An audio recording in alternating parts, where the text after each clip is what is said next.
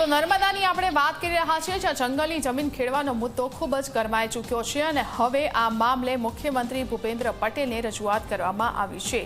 જે રીતે જંગલ અને જમીનનો મુદ્દો ગરમાઈ રહ્યો છે, સીએમ ભૂપેન્દ્ર પટેલને રજૂઆત કરી છે। સાંસદ મનસુખ વસાવાએ એક પત્ર લખ્યો છે અને તેમાં આખી વિગતો વર્ણવવામાં આવી છે। વન વિભાગ ખોટી રીતે હેરાન કરતો હોવાનો પણ સાંસદે સીએમને લખેલા પોતાના પત્રમાં આરોપ કર્યો છે। 12 ગામના ખેડૂતો 2002થી ખેતી કરતા હોવાનો દાવો છે। સાગબારાના ખેડૂતો સાથે ભેદભાવ કેમ? આ સવાલ સાંસદે ઉઠાવ્યો છે।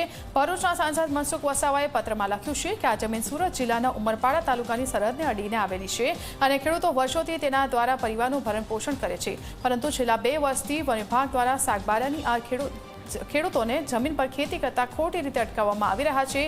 બાજુના ઉમરપાડા તાલુકાના આદિવાસી ખેડૂતોનું ખેતીકામ ચાલુ રાખવા દેવામાં આવે છે અને તેમને તો વન વિભાગ નથી રોકતું, માત્ર નર્મદા જિલ્લાના સાગબારા તાલુકાના ખેડૂતો સાથે જ વન વિભાગ દ્વારા ભેદભાવભર્યું વલણ દાખવવામાં આવી રહ્યું છે।